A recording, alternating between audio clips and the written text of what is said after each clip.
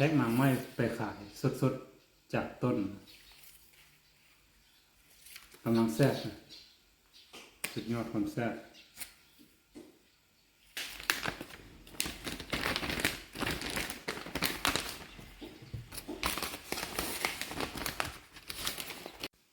ว้าง่ายนะ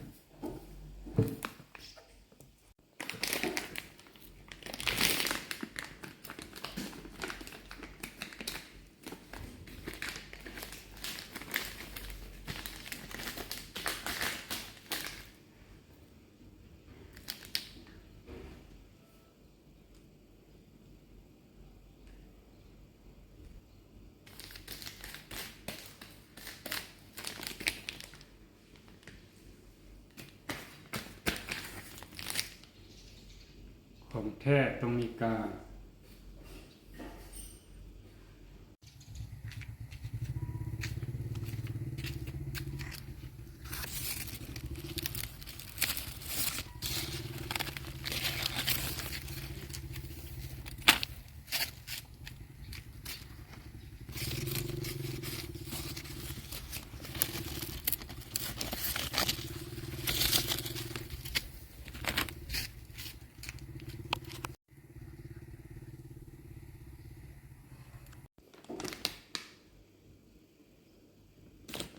สดๆจากต้นเลย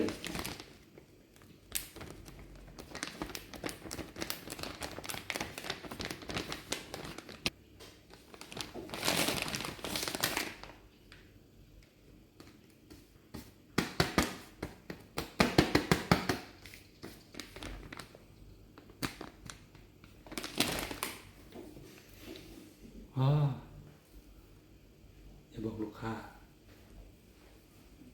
อดบ่ไหวว้าหุ่น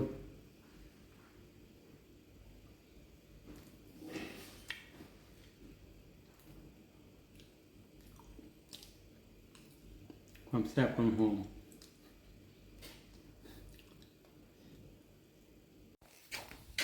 ไปส่งง่ายๆเนาะ